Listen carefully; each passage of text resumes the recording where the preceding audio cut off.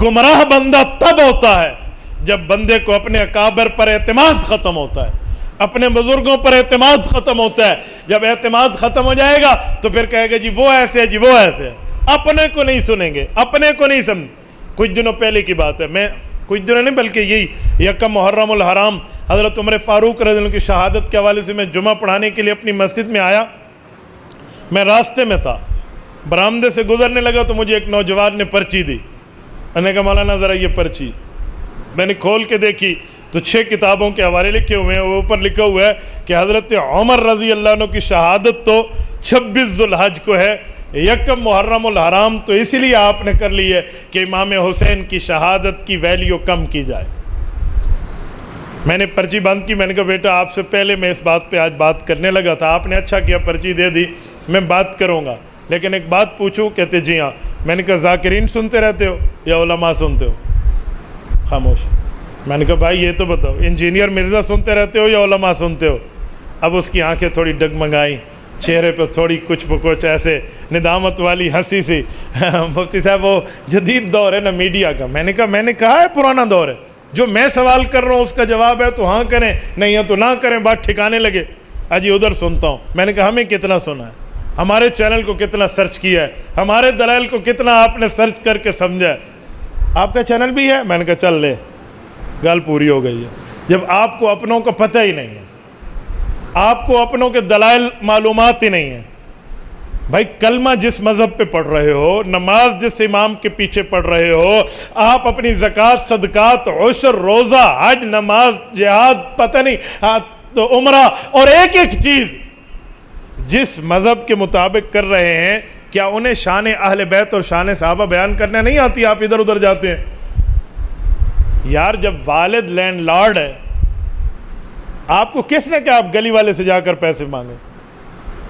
प्यू तो मांग लेना भाई। हमारे अकाबिर उलमाए देवबंद हमारे इल्मी आबा हैं, इल्मी अबाव अजदाद हैं। जब हमारे इल्मी अबाव अजदाद अहले इल्म है, हम दाएं बाएं क्यों जाएं?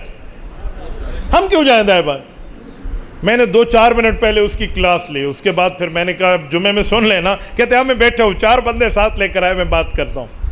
मैंने फिर उन्हें हवाला पेश किया। मैंने कहा चलो मैं इसी पर बात कर लेता हूँ। जो पहला हवाला आपने इमाम इब्न कसीर रहमतुल्लाह का पेश किया है कि 26 ज़ुल्हज्जा की शहादत है, ये लिखा हुआ है, इतनी बात लिखी है, लेकिन ये आधा सच है।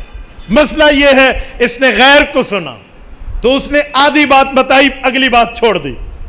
वहाँ लिखा हुआ है कि 26 ज़ुल्हज्जा को शहादत हुई, लेकिन सच्ची बात यह है कि 26 को ज़ख्म लगा, 27, 28, 29 हज़रत उमर ज़ख्मी रहे और यकम मुहर्रम को शहीद हुए।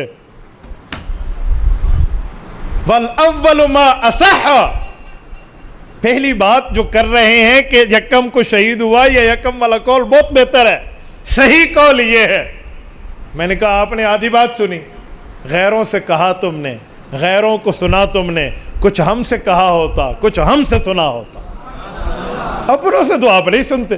फिर मैंने उसे समझाया, मैंने कहा भाई 26 को हज़रत उमर फ़ारूक रज़ी अल्लाह की ज़ख्मी होने की बात है, वार हुआ है, हमला हुआ है, यकम मुहर्रम की शहादत है। नंबर 2, अगर आप ये कह रहे हैं कि हज़रत इमाम हुसैन रज़ी अल्लाह की शहादत की वैल्यू कम करने की बात है हज़रत उमर की शहादत बताकर, और जब इस्लाम के 2 शहीद एक महीने में आ जाएं तो इस्लाम की वैल्यू कम होती है या बढ़ती है? बोलिए। तो मैंने कहा ये तुम्हें किसने कहा कि वैल्यू कम हो रही है?